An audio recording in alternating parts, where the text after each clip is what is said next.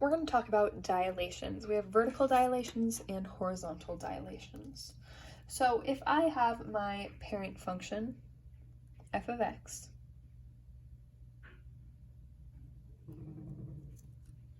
if I have my parent function, f of x, that looks like so, I'm going to actually go through and draw it on every graph.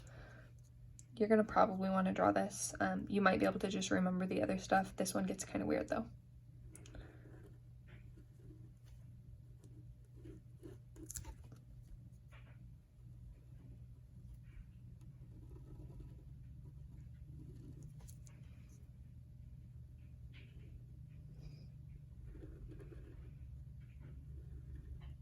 Okay, so I have f of x in every single one of these. If I am doing a vertical dilation, that means I am taking this thing and I am stretching it vertically or expanding it vertically. That's what this says. So I'm going to take these dots, and it's all with reference to our x-axis, so I'm stretching it away from the x-axis, meaning that all of my points get taller and skinnier. Right? Like I could see this as all of my points are just being stretched straight up. That is expanding something vertically. Now, when I expand something vertically, I can see it as my g of x graph equals a times my f of x graph. And a has to be greater than 1. So again, I told you vertically is outside my parentheses, which it is, and if a is greater than 1, it's being expanded vertically.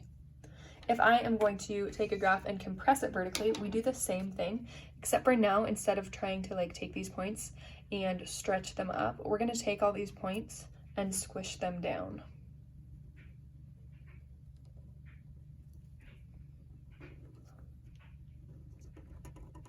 Okay, so our graph now looks like this, and you might be thinking like, that doesn't really look squished down, which is kind of true, but it is, right? Like all these points could be squished down, and points that are way higher up could also be squished down here. So you just got to realize that like that original graph I drew, the green one, continues, and all of the points, even the ones we don't see, are being squished down to give us this new graph. Now, again, this is our g of x graph, our transformed graph, and that occurs when we have a times f of x. The a is out front. That's why it is a vertical change, a vertical compression, because a is out front. And that happens when a is greater than 0 or less than 1. And honestly, I should go back right here.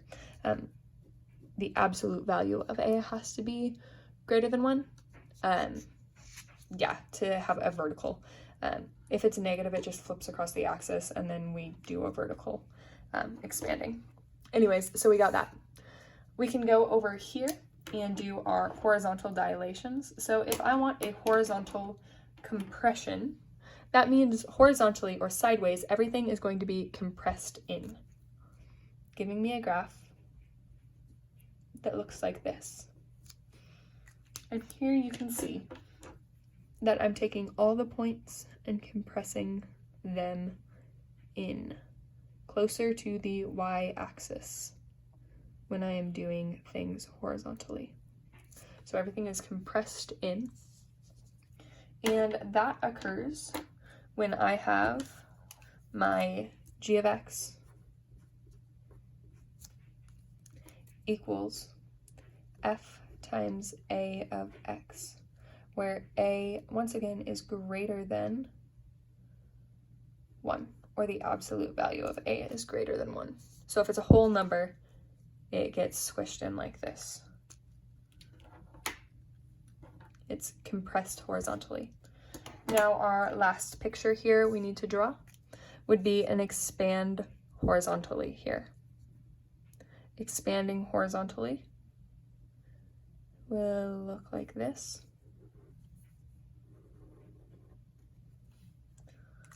And the way we need to think about this one is we take all the points and stretch them straight out, or pull all of our values straight out sideways.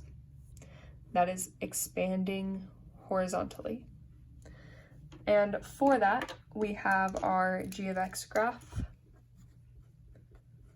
equals f times a of x, and our a term is going to be in between 0 and 1 for this. So that is expanding horizontally. Now, if we look closely at these graphs, these two basically look the same, and these two basically look the same, which is true. Like, it can be hard to tell if something, or basically almost impossible just from a picture, to tell if something was expanded vertically or compressed horizontally, versus compressed vertically and expanded horizontally. Because the graphs do the same thing, it just comes down to how it's written in the equation to determine what's going on here, and we'll get to examples like that.